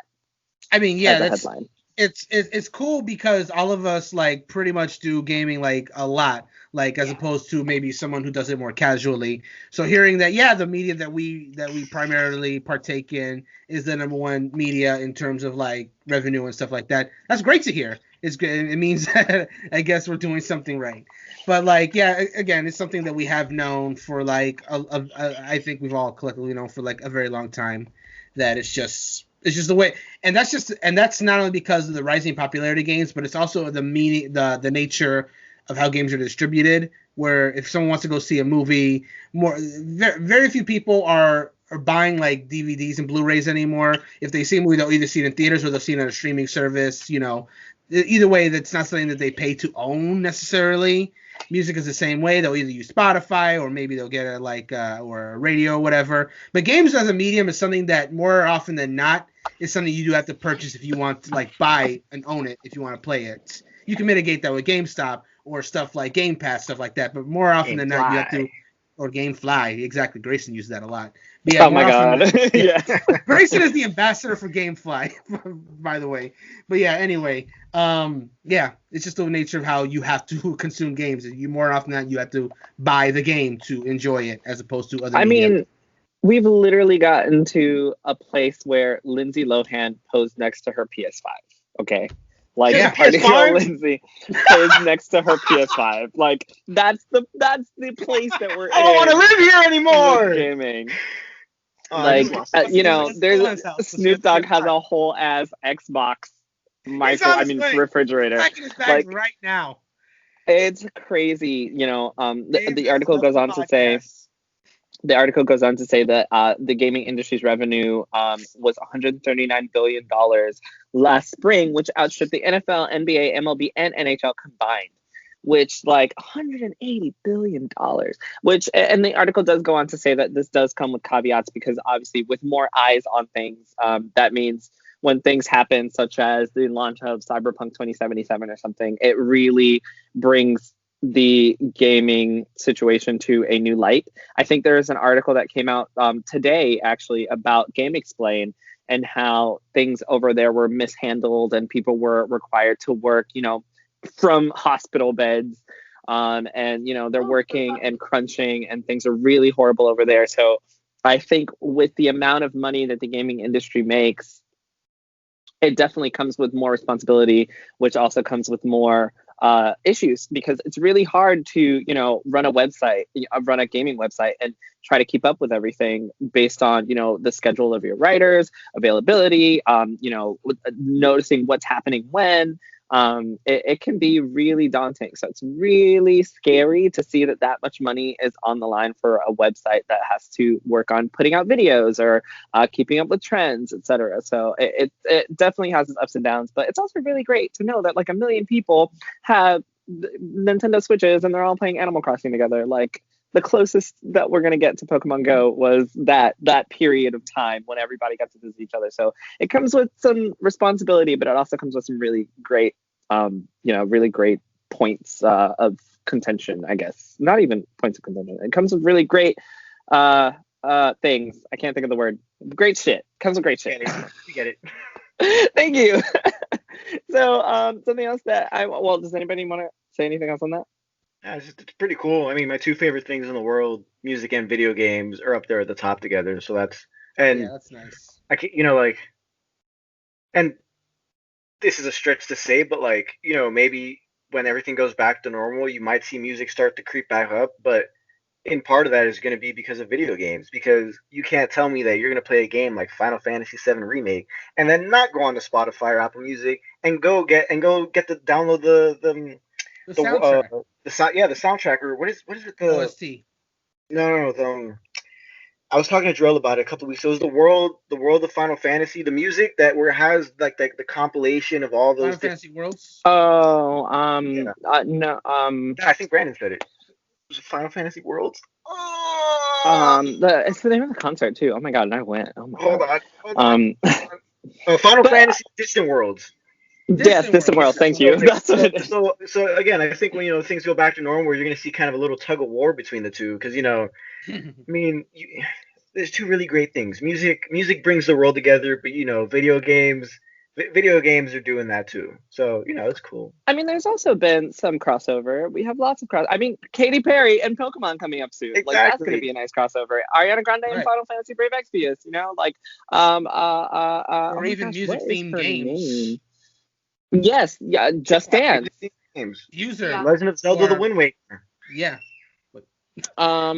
Game, several Zelda games have. Oh, that's I remember her name. Florence and the Machine. Florence and the Machine Oh, singing the yes. Final Fantasy 15 remake. The Final Fantasy 15 theme song was her. She has an entire album of just like Final Fantasy music from when she collaborated with Square Enix for Final Fantasy 15. Like crossovers like that, and it's a really great album. If you like her, you should definitely go listen to it. She has a great cover of Stand By Me. Wow. Yes, it's so good. It's actually the theme for Final Fantasy 15, and she has an entire like EP for that. And the reason that these songs are now on Spotify and Apple Music are because OSTs are now so popular. So it's really great to be able to have the opportunity to combine the two. So I think I think it really opens up for situations in which like artists are being more open about wanting to be involved with video games. Even like T-Pain's entire Twitch channel is like him making beats, but also playing video games. Like, man, I already mentioned T-Pain Dog for being I don't know. I feel like I know this is a little off track, but like I feel like T-Pain has like achieved that part of his life where like he's like, I'm gonna do what I want to do for me, just and I'm sit gonna back have and fun play doing games. it. And He really can though. Like shout out to that dude. And yeah, serious shout out to him because he will literally make beats for people to use that are license free. So like you can like he'll make shit that you can actually use on your like awesome. Twitch channel or YouTube channel. And he also like teaches people how they can make their own for Twitch streaming or YouTube streaming and all that. So that's really dope of him. So shout out to him for that as well. Oh my gosh, I lost my place. I think I was going to talk to you guys about anime. Did you guys watch any good anime last year or anything coming up this year that you want to watch? Yeah, you go first. I get I didn't watch the biggest anime I watched last year was I saw the most recent season of My Hero Academia. That was cool. But other than that, I don't follow what the biggest anime is. I just see what interests me and I just kind of watch that. So I like My Hero Academia. It just happens to be one of the bigger ones. It didn't come out in 2020, but I also got into the first season of Demon Slayer and that was really cool. I guess this is another big, really big one. People are mixed as hell on Black Clover, but I really enjoy it. It starts off very generic shonen anime, but it finds its own identity and then really just goes with it. As far as last year, those were the big ones for me. This year, haven't really watched a whole lot of anime. I've just been really watching just Attack on Titan, and that's pretty much the main one. It's getting really good. I don't watch anime, so. Oh my god, then why'd you? I used to. No, because I used to, and there was a thing in the future ideas about 2020 anime and the best anime that are upcoming. So I wanted to see if you guys had any suggestions, honestly. I grew up watching the 4Kids dub of Shaman King, and they're doing a new reboot of Shaman King this year. I'm very excited about that because I used to love Shaman King when I was little, so that's something for me, I guess. Well, that's boring. Not Shaman King. I mean this anime conversation. So moving on. This anime conversation was boring. So there's an article over you get a start. Kelly was gonna say something too. Were you? I'm good. I was just thinking to myself, last year, I can't believe that 2020 was last year. That was a waste of an entire year. A waste of the whole year. I can't even, honestly, I don't even think I watched any anime last year. I did maybe, not. I rewatched One Punch Man, or did season 2 come out in 2020? No. I didn't either. I still need to see season 2 because I love season 1 of One Punch Man. Don't get your hopes up. Oh, okay. Rip. I'm just saying, no, season 1 is so good. Yeah. What was going to be as good? Nothing. I see what you mean. I guess, sure. So just don't think you're going to get season 1 because you're not. I just remember something. Last year I saw the final season of Food Wars. That's a really good anime. Man, let me tell you, I started watching the first episode of Food Wars. I think I wrote about it in chat, and I was like, is she just going to orgasm every time she eats something? Because this is so distracting. I cannot that character appears in that episode. Does the trope continue? Is my question. The trope continues, yes. If you're not you won't enjoy it. After the first episode, I was like, I cannot do this. Only appears in that episode. Yeah. There was also that disgusting kid in is it Fairy Tail? No, it's not Fairy Tale. It's the other one, Seven Deadly Sins. I actually tried some anime out. I tried Seven Deadly Sins. I was like, this kid is so disgusting. Like, he's such a perv. And I couldn't get through that one either. And I was like, are there any anime where, like, people aren't pervs or orgasming every 5 seconds? Like, I would just watch something really nice. Okay, well, then the people are getting eaten. So. They're getting eaten and murdered. Demon Slayer horribly, you know? Oh, yeah, Demon Slayers. There has been nothing sexual about Demon Slayers. Yeah. I don't think there's anything sexual like Hellsing, but that's not really new, you know? Hellsing's also been extremely dark. Yeah, I love some dark stuff. Hellsing Ultimate is pretty good. I guess I tried Devilman Crybaby, but it was pretty sexual too, I feel like. I think it was I don't mind it. Let me say I don't mind it, but when it's over the top, I'm just like, oh my god, am I too old for this right now? Because this is just so unnecessary. This is showing his age, everybody. I know, I really am. This is 100% not new, but because they fairly recently put it on Netflix, I finally saw Neon Genesis Evangelion for the first time last year. I was digging the ride, but boy, I don't like the ending. I don't like the ending of Neon Genesis Evangelion. I don't like it. You know what it is, Gabe? It's not even like that I'm old. It's just like she was just eating food. Like, why is this happening? Like, food is good, such a good chef. Look, you're talking about Food Wars. Oh, yeah. Yes, I understand how good food is, but like, if food do all that to you, you need to find a new man because like something isn't going right in your home life if a piece of meat is doing that to you. Chocolate lava cake sometimes, you know? Okay, because I've never seen Food Wars, so is she just like, every time she takes a bite, she's like, I'm not actually going to do it. Watch the first episode. I need to... I'm going to go contact, when please. Let us get some details. I need to know. Jerel going... Just watch the first episode. I realized that I'm on camera and I saw myself and I was like, Jerel, stop it. Like, do not finish off what you started. Because it would be really bad. Don't finish. Yeah. Watch the first episode and watch subtitled. Like, I'm actually a staunch defender of anime dubs, but the dub of Food Wars is not good. I did watch a really good anime though. Can't remember the name. Damn. So whatever. It was so good. It was that girl and like gambling on Netflix. Somebody out there. Kakagurui? Something like that. Whatever, that's just great. Everybody watch it. Anyway, so there's an article over at svg.com that says when the good guys in video games were actually wrong. And I think this is really fun to talk about. So I do want to end the podcast on this subject unless you guys have anything else to say about anime. I've already moved on, so I hope not. Okay, great. I don't want to talk about it. I've said my piece on anime. Okay. So it starts by saying many video games have an obvious protagonist, one who fights evil, upholds justice, and makes things right in the world again, but sometimes players encounter a more complicated or imperfect hero during their gaming adventures. These heroes may have faulty logic, jump to conclusions, or operate on incorrect assumptions. Some good guys go astray when an obsession leads them to do bad things, while others were actually bad all along. Yet others are stubborn, naive, or have other weaknesses that have caused them to make tragic mistakes. No matter the personal flaw, having a good guy go wrong adds depth to what's usually a pretty one-dimensional character.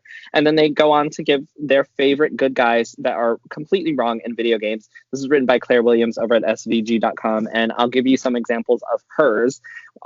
She has Assassin's Creed Al-Mualim. I've never played the original Assassin's Creed, so I don't know how that works. She has Amida and Sabal from Far Cry 4.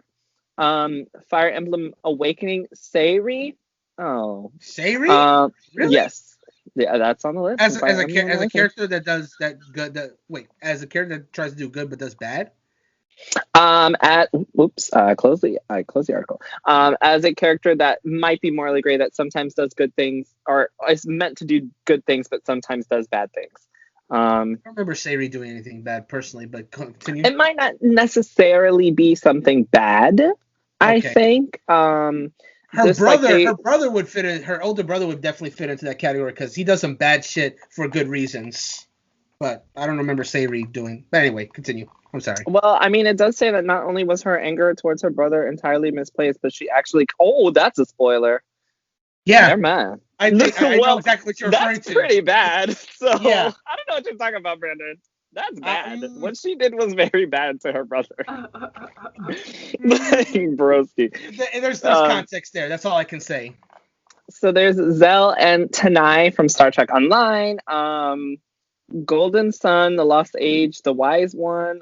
I gotta play Batman from Batman Arkham Asylum. I'm pretty sure he does some pretty bad things because Batman usually does. Marsh from Final Fantasy Tactics. Thrall from World of Warcraft. You know, he does make some really bad, and actually I can 100% agree with this.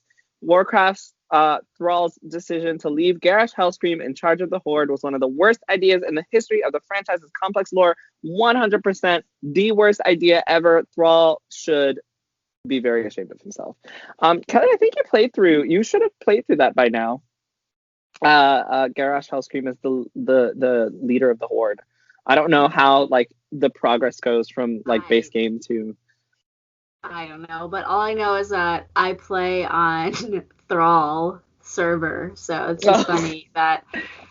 Honestly, though, I feel like I've only just run into the Thrall character in Shadowlands, but I think I skipped some things because I think the game has to. Well, yeah, I was in the middle of like doing stuff, and then when you hit level 48, a mission pops up for Shadowlands, and I just immediately did it. Okay. Basically, the short version is that Thrall goes away, and he's no longer war chief, and he leaves Garrosh Hellscream to be war chief, and Garrosh Hellscream basically does some really bad things, like including, overworking kids. Like the baby orcs, he's like, kids. Put him to work, put him on the front line. He starts a whole ass war. Like he murders multiple people. Like basically, he just leads the Horde to ruin, and it's really bad. And it's all Thrall's fault. Dragon Age 2's Meryl is one of them, and the last one on this list is The Legend of Zelda: Ocarina of Time. Zelda, Princess Zelda, maybe the moral incarnation of a goddess, but that doesn't make her infallible. It says Zelda's decisions lead to the destruction of both the Sacred Realm and of Hyrule itself. Damn. Oh, okay. Yeah. Fair enough. No, actually, no. Keep reading it, Jerel. That might be a spoiler. No, keep reading it, Jerel. That happens early though. Because Brandon's saying fair enough, but when you read the last part of that thing, you're gonna see that this person doesn't seem to be too in tune with Zelda lore. Because what she says next is wrong. Okay, it says Zelda's decision led to the destruction of both the Sacred Realm and of Hyrule itself. To stop the evil Ganondorf, Zelda instructs Link to collect all of the artifacts needed to open the Sacred Realm. Unfortunately, Zelda's plan has a fatal flaw. The 10-year-old Link is too young to be the hero of time, so he's frozen in time between the worlds. This allows Ganondorf to enter the Sacred Realm, claim the Triforce of Power, and wreak havoc unchecked for 7 years. Is that what you're talking about? Oh my god, he's pulling out. Keep going. Keep going. No, keep going. I got it. I got you, fam. Let's do this. Zelda makes another major miscalculation at the end of Ocarina of Time. She sends Link back in time to his childhood, hoping he can prevent Ganondorf from ever rising to power. Unfortunately, this causes a schism in Hyrule's timeline forever. In Link's childhood timeline, he goes on to battle Ganondorf in Majora's Mask, Twilight Princess, and Four Swords Adventures. But in Zelda's timeline, her plan has left Hyrule without a hero of time. This causes the majority of Hyrule's population to die in a great flood. Oh my god, before the beginning of the Wind Waker. So much for divine wisdom. Okay, so Jerel, this next part is not going to be an attack on you because you're just the messenger. So right there, which he said in Link's childhood timeline, he goes on to battle Ganondorf in Majora's Mask, Twilight Princess, and Four Swords Adventure. There's two things wrong with that list. Ganondorf isn't in Majora's Mask. He's not even mentioned. He's not even one of the villains in it. He is in Twilight Princess, and in Four Swords, he's also not the main villain. The main villain is that stupid wind spirit. Vati. Yeah, Vati. 2. What was wrong was in his that was right. Because again, time is always one of those weird things. But 2, this is really hard to say because again, time is one of those weird things. Yes, you can do it. I know. Yes, she freezes Link for 10 years, whatever, so he's 17 and he's able to wield the sword. But one of the thing is, with that timeline, even though that happens for a while, Link is still in that timeline. He doesn't disappear. He comes back after 10 years and, I guess, fixes Zelda's wrongs. And then 2, this causes the... Okay, well, whether he fixed it or not, it still sounds like she fucked up. It's not. Yeah, that's why I said fair enough because there are some technical things that were incorrect, but the actual and it's not obviously like she meant to, but yeah, but she said that. No, she did, And it's so she did mean to kill a whole village of people? Hold on. It's one of those things where you leave. It's like you leave your final trump card for the end. It's not like she's like, okay, I'm gonna leave Link frozen forever, and then I'm just gonna let everyone die. That's the other thing too. That wasn't all entirely Zelda's fault either, because Link picked up the Master Sword, and the gods were like, nah, he's too young. Let him stay in there for 7 years until he's ready to fight. And then it's like, but why? But why? He could do it Honestly, now. they didn't have anybody else. They were like, we're going to wait for Right? this Like, this should be 10-year-old only kid to turn person. 17. They got nobody else. They got Clearly not, Kelly. else. Clearly not. The guys all seem to believe that only an adult can save Hyrule, so they said just keep him here for 7 years. Well, then, now when you say that... Well, they also exactly. don't mention Zelda's advisor, who's Impa. And Impa's the one that tells Zelda all this stuff. You shall not slander Impa on this podcast. He's on my side. There we go. That's all. Only because she's super cute in Age of Calamity. That's the only reason. Yeah, she's badass in Ocarina of Time. It's like again in this article, it's like they're trying to say, "Damn, the Heat are getting whooped." Sorry, I'm also back. I'm sorry, and the score just popped up on my screen. But like the thing is, the reason I said I don't agree with her is because it's like she tried tying in her main point of Zelda being, the bad good guy at the end with her saying, she caused Link to go on to fight Ganondorf 3 more times, and then she also. Yeah, but that's not the point. The point is that Zelda killed a lot of people, and she did. It's not her. Other people. That's why the It's entire. That's why the entire. Of the character. That's exactly. That's the whole point of the article. But you can basically say that about almost every single video game protagonist. Great, which is why I brought this up, because I want to talk about it. So, Gabe, since you're on it, give me an example of a good guy who went wrong or did bad, whether it was on purpose or not, for character development. Well, I'm going to take one off your list because this has been a huge debating point for years. Batman. You can't tell me Batman doesn't kill some of those people when he punches them, dude. Like, 100%. Like, I'm 100% sure Batman kills everybody. like in the Arkham games where everything is so thuddy and it's so like it's highlighted that they're being punched with like he's a serial killer. Yeah, he's like, with a mask. Like Batman. You want to rid Gotham of evil, but dude, you have martial arts training. Even though you're not technically considered superhuman, you're pretty freaking strong for a human. And he also, he knows everyone's, what is it, the pressure points or whatever? You'll see him when it goes into slow-mo, he'll punch someone in the kidney, he'll punch someone in the rib. Oh my gosh. And that's most likely a punch in the lung. And then he'll hit them in the side of the head. Dude, you just killed a man. I think Batman's one of those, he's a serial killer. Game Batman. The movie Batman is even the movie Batman is a little iffy because Christian Bale. I mean, Batman, he also kills people. You can't tell me none of these Batmans kill people. Definitely broke someone's jaw and neck at the same time. Another character that I can it was right there on the top of my head. Oh no. Well, I'm having a moment. Yeah, while you think about it. Kelly, Brandon, any good characters that did some really bad things?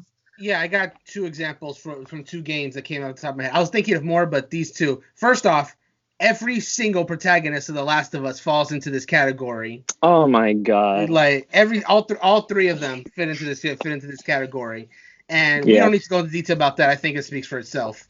But the other game I was thinking of would be Fire Emblem 3 Houses.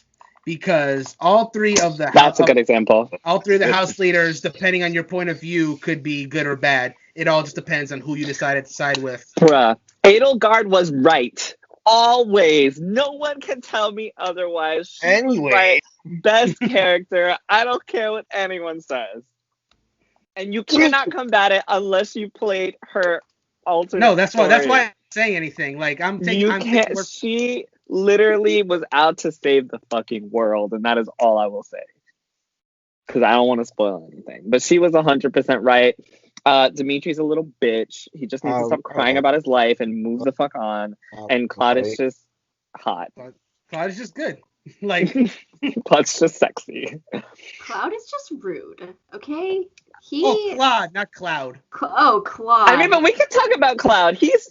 Cloud is not rude. He's socially awkward.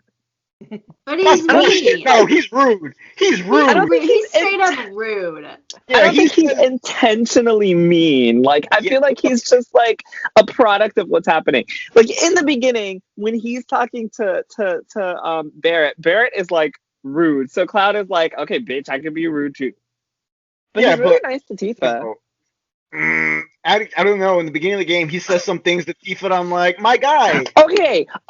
In his defense, if I just did a mission and y'all said y'all were gonna pay me, and when I go to get paid, you're like, just kidding, you gotta go do more shit to get your money. Yeah, I would be mad too. No, that's right. He ain't get his money. He ain't get his money. Like, I don't want to work for the money I just worked for, Tifa. Come on, like, get your shit together. So he has reasons. His life is hard.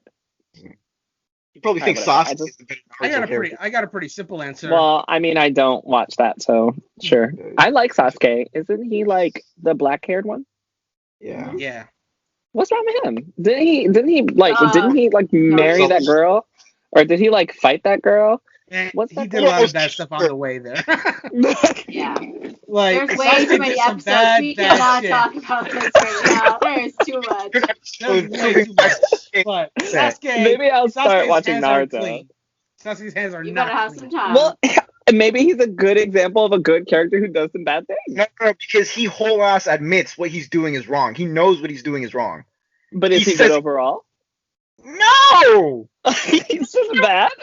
He's not a villain. You're telling me Sasuke's a villain? He was for a good long part of the story. Oh, wow. A long time in the story. That's like kind of a spoiler, but okay. Yeah. That's not even Shippuden. Even in the beginning of the story, he starts as an anti-hero. I would have not known that. But I see them all in pictures together like they're friends. Naruto sees him as a friend. That's his whole character thing. Like, I gotta bring Sasuke back. The Sasuke's like, I don't want to go back.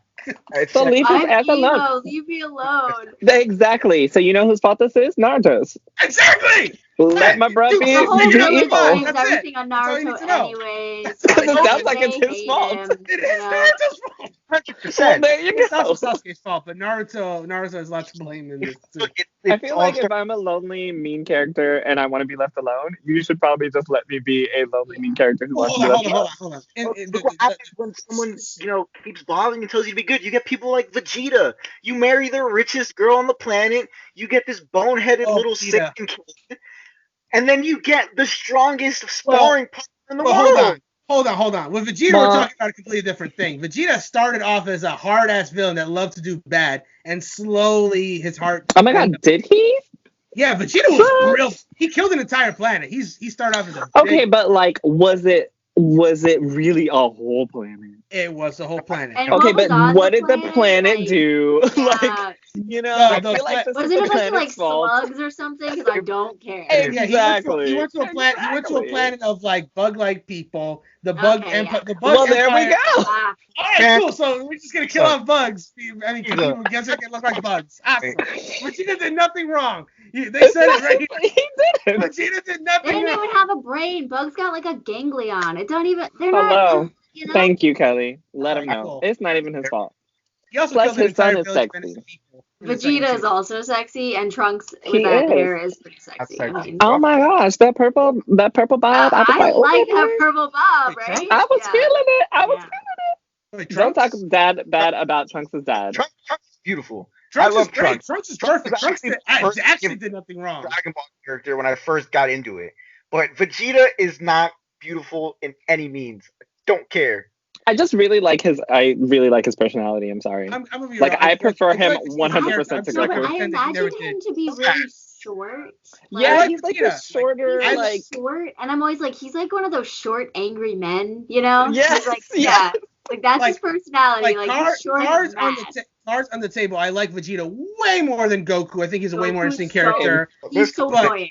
Yeah, He's like so Goku- happy all the time. so like, annoying. All I'm saying is, and the reason why he's a good character is because he started off like really evil and became a good guy. So well, he's that's more what the article's character. all about. Yeah, exactly. It's about We're putting supposed to those be about moments video in. games, and now we're talking about. And now we're talking about anime. anime. I mean, it still works. I'm sorry, Kelly. Did you have any examples of good characters gone bad, or bad characters that do good things, or whatever the fuck we were talking about? All To be right. honest, if I'm playing them, they're doing bad things. So whatever. Like, I'm killing everything because I want that XP. I don't care, you know? Sometimes I Facts. kill stuff I don't have to kill. Bad. We're all bad. But that's the thing about the protagonist in a game. Like, you're playing as them, so you can make them do whatever you want, really. So it's really you.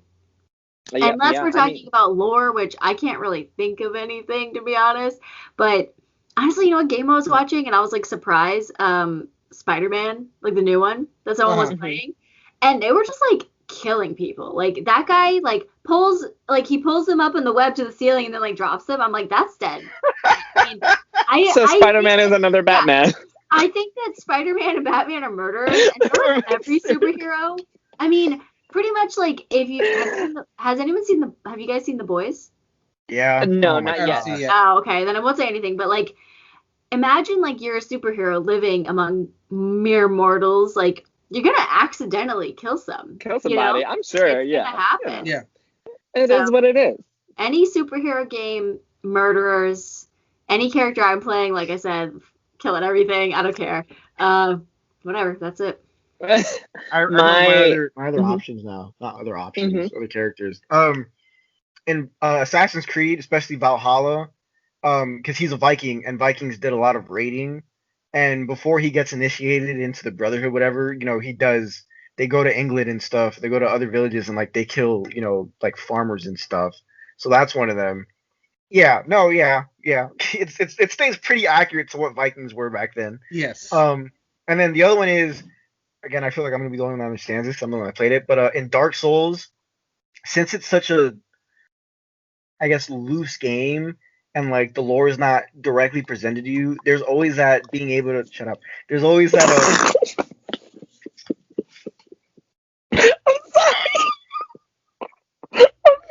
I'm sorry. Keep going.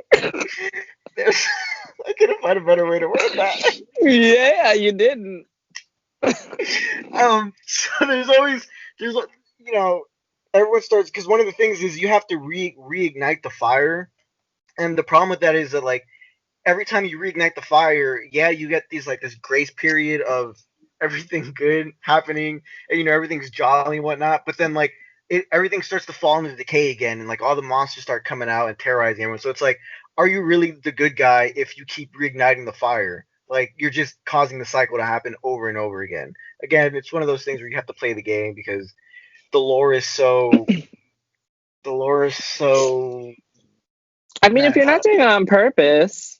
Well, the thing is, it's one of those games where, again, it's like you're playing it, you feel like you're the good guy, but then when you finally start getting to the end, and the more NPCs you talk to and interact with, and they tell you things, you're like, oh, wait a minute, do I really want to be doing this? Like, this doesn't sound like I want. Like, why would I want to put the world through this cycle all over again? So again, it's one of those things where you play and then you're like, should I be doing this? This reminds me of Final Fantasy X, which we just finished on JRPG Club. So I mean, that whole game is just like good people. No, that actually is just good, pretending good people who are bad. So never mind. They're all just really bad people. My one example was actually going to be Sylvanas from World of Warcraft lore, because, you know, she started out as a great person, and they always put some sometimes morally gray situations they put her in. But, like, there's one point in Warcraft lore where, like, so she's in charge of the undead, and there's a point where all the human people want to, like, the humans are on the Alliance and the undead are on the Horde, and so they don't interact because all the humans on the Alliance are kind of scared of the undead because, you know, they're dead people, bodies falling apart, jaws on the ground, you know, carrying their limbs. And there's a point in Before the Storm in which Sylvanas and Anduin come together. They make a decision that they're going to have this, like, this meeting of the people so that the Alliance humans who want to see their loved ones who are undead are going to be able to meet the Horde undead. And they come together, and it does not end well. Spoilers, it doesn't end well. It actually ends with Sylvanas killing some of her own undead people because she doesn't trust them.